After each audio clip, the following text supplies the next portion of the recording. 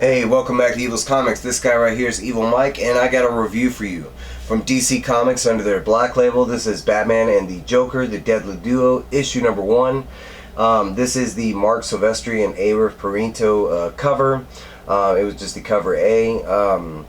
The story and art is by Marc Silvestri, the colors is by Arif Prianto, and then the letters is by Peteri. They do have the B cover I was able to look at. It was the Capullo cover, but I went ahead and went with just the main, and the sole reason is because I had this guy right here and we didn't know who he was, so I was like, yeah, I'm gonna get that on the cover, right? Alright, so I'm gonna give my final thoughts and everything after I get done with the review, but let's jump into it. We start out the book with Harley Quinn. She is stuck in a hole, someone's keeping her there. You can kind of see it over here, but this is the only thing we get to see of the Tormentor.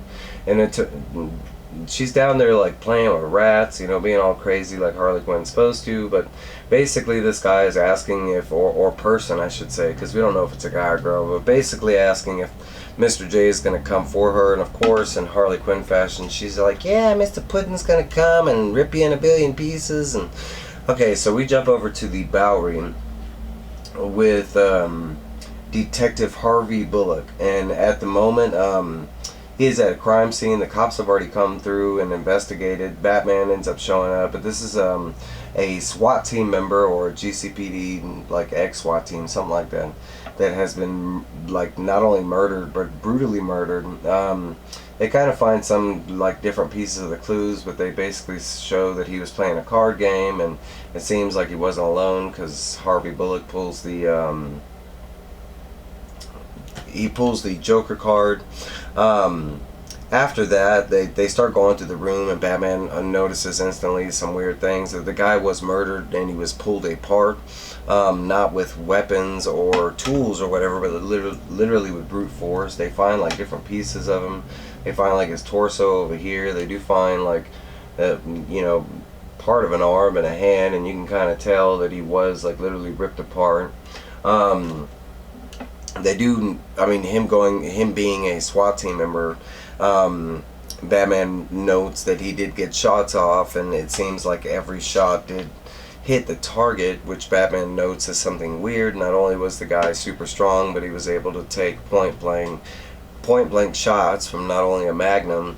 Batman does investigate the bullet holes and does find that some of the bullet pieces do have DNA and fragments of flesh and stuff, and it turns out to be, of course, white skin, green hair, kind of thing, and it's supposed to be a skull fragment as well. The guy took a point blank shot to the skull. It actually took some out of the skull, and he was able to keep going. They do see some other clues there, like the ha ha ha, leading Batman to suspect that it is the Joker behind it, but some of the clues aren't fitting. Joker's not able to take point blank shots from any kind of gun, let alone to the skull, and keep going. At the same time, when they're at the investigation, Bullock does receive another call, and before he knows it, Batman takes out of the window in Batman fashion, and Bullock just makes a comment I'll see you there.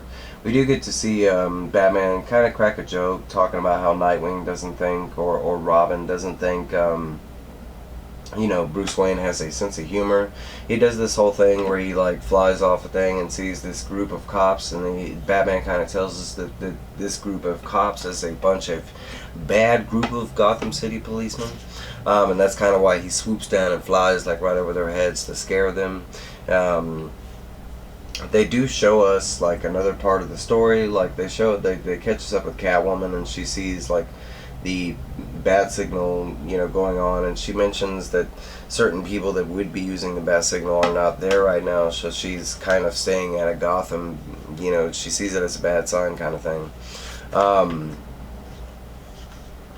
We do catch up with Batman heading to the other, he was flying off to the other situation, but he does end up in this version of the Batmobile. And as he's going, he sees his I guess you can say his, the person he is after or whatever, and we do find out it is a Joker-looking thing. We don't know exactly what. Batman does end up, he uses the Batmobile at first. He tries to shoot these Teflon harnesses at him like as a bolo, and we find out that the guy is that strong that he just breaks out of these things that are made to stop jets flying on helicarriers or something like that. Batman does end up going toe to toe, which I thought was crazy after Batman noticed the strength on this thing, but he does go toe to toe, and he does able to put in hits without like any kind of damage being done. It's kind of like Batman fighting Superman at this point. Like there is one point where like Batman does get a cool looking punch down in the guy's face, and Batman ends up breaking more bones than doing any damage to the guy. But eventually, like, Batman does notice that the thing is able to get hurt. I know it's kind of dark, but it's just a battering with some blood. And at that time, he launches something new for me, but it's a bunch of drones that come out of the Batmobile, and he calls them vampires. But the drones basically swarm around this thing, and they basically electrocute him. And normally Batman states that he would only use like one of them, and they have like such a voltage that they would knock like a regular human out without any kind of problem. In this scenario, with this thing being that strong and blah blah blah, Batman does use like all the vampires to bombard him with electricity, and it does take him down. There is something else to note that I kind of forgot to mention, but they did find all the pieces of that SWAT team member except for the guy's head. It was noted like by a civilian or something like that that the Jokerish looking, tall, slender, criminal like was carrying a bowling ball, and later on we see that of course it's not a bowling ball, it's the dude's head. It's another part of the mystery on why this thing, the Jokerish monster, wants the guy's head out of all things. So Batman does end up taking this guy down. As soon as he does, the SWAT team shows up. Batman mentions that a couple of these SWAT team members, mainly the guy in the front, is known to be bad, policemen and stuff like that. The SWAT team kind of tell Batman that he needs to get out of there, that they will take in the,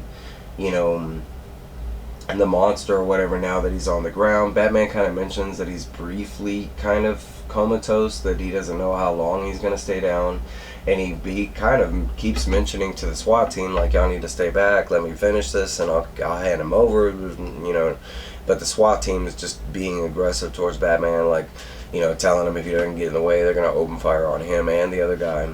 But like, Batman kind of figured the guy does just all of a sudden come to life. He ends up like killing a SWAT team member right off the bat by snapping his neck, and then he ends up like running through like some building, as you can see right here. And when he runs through the building, he ends up connecting with like some gas lines that ends up causing this massive explosion.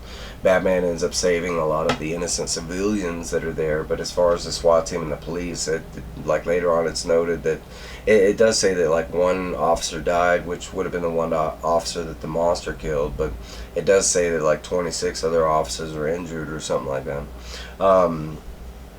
We break over to this version of the Batcave. We do see numerous Batmobiles. The only one that I can really recognize from the slew is one that looks like from Batman Forever. But we have a brief conversation with Bruce Wayne and Alfred, and they're trying to put the pieces together, and Batman and Alfred just don't have all the pieces yet, but as soon as they kind of get to that summation, the bat signal goes off. And of course, I mentioned before, some people are away and shouldn't be using the bat signal, so Batman goes to the bat signal all very hesitant like, and he sends in his vampires that are, said to do the same electricity thing, non-lethal but very, very harsh type thing. And he encounters this box by the bat signal, and we find out that it has supposed one of Jim Gordon's fingers inside the box, stating that, if he doesn't hurry up or whatever, that it just says formerly property of Jim Gordon. And then right after that we do see the Joker. Now it's not really noted that if Joker put the box there or if the monster put the box there. I'm assuming that Joker did, but the book doesn't really state that. The box was there, Batman kind of surveys the area, and then Joker just kind of like shows up. So that part's not really clear. I don't think it means anything, but it could. Who knows? But just like Batman fashion, he ends up like, you know, throwing a batarang, you know, bolo at Joker, ends up like throwing him over the side of you know, building, and he's like, yeah, I'm Batman, you know, what are you doing, Joker? And Joker's like, look, I already know you're not gonna kill me, I don't know why you're going through this, can we just talk, you know? And he's like, but basically Joker wants to team up with Batman in his like way. But basically Joker is like, look, somebody like took something from me, something that belongs to me, and I want to find them and, you know, basically beat the crap out of them. And I'm kind of like, I want us to do it together. He even brings up the term like, you know, forget the dynamic duo, let's be the deadly duo, hence the name of the story. And they do this whole like, well, deals are made with like spitting in the hand. Joker spits in his hand to go like, you know, it's down here, but he goes to spit in his hand to go shake. And Batman, you know, kind of does not, he kind of misses his hand and spits in Joker's face. Joker thinks it's funny, but they do end up shaking, and they end up teaming up. And at the very last page, we do see like that not only it was one monster, but we see there are several different looking and different varieties of these like Joker monsters, which goes back to the beginning of the case with there being like Batman couldn't figure out how Joker was in multiple places, but it wasn't Joker at all, it was just these things, and there was multiple of them. But that's where the book leaves us off for issue 1. We do get to see a lot of the book in its inked form by Marc Silvestri before it was colored in. I mean, both versions of the book, the inked form and the color form, are beautiful. I love the colors. I love Marc Silvestri's art. I love the definition. There is no second guessing besides the mysteries that they're putting in front of you. Now, my final thoughts on the book, that a lot of people might be confused by the continuity. I don't know where this fits in, and sometimes it's a good thing, but sometimes it's just like there's so much that's gone on that it doesn't make any sense. And for me, that's kind of the Harley Quinn and the Joker thing. You know, I mean, they don't go too far into it, but the fact that this Joker monster wants the Joker to come and save Harley, for me that was a little weird. But not only that, but Harley kind of adds into and for a long time in continuity, I mean, Joker and Harley are kind of like arch enemies type thing. You know, Harley being more in a relationship with Poison Ivy than anything. So that's not being so strange. You know, we do have stories that fit into past events all the time, but it's set up in a weird slew of like where it would fit in, or even if this is like, you know, an Earth Prime story or anything like that. But that, I mean, as far as the story goes, it's still a fun story. I mean, and they're setting up like a really cool thing. I'm kind of curious to see where the Joker monster thing comes, because the one he was fighting wasn't really all that intelligent, but the one that was talking to Harley in the beginning was. So it might not even be like a Joker monster that has Harley down there. It might be a Harley monster. Who knows? But for a first book, it was fantastic. The art is so dope. The colors pop off the page. I can't wait to see where the mystery takes us. It's always good to get a brand new Batman, you know, mystery, especially. I mean, this is in my wheel of things with Joker and Batman teaming up. I mean, but I don't know. Let's wait and see. Are they actually going to work together? You know, there have been books where Batman and Joker have teamed up before. Batman, you know, what was the last Man on Earth or something like that by Scott Snyder, Greg Capullo. It kind of a similar thing, and Joker was all for it, but Batman wasn't. So it just depends on how the deadly duo strike up their dynamic duo. I don't know. But hey, that's what I got for you. I got more reviews coming.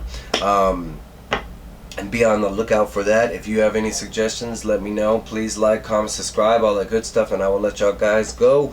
Y'all have a great one. Have a great weekend. Stay warm. Get out there and hit them comic book shops, and I will see you guys later. Bye!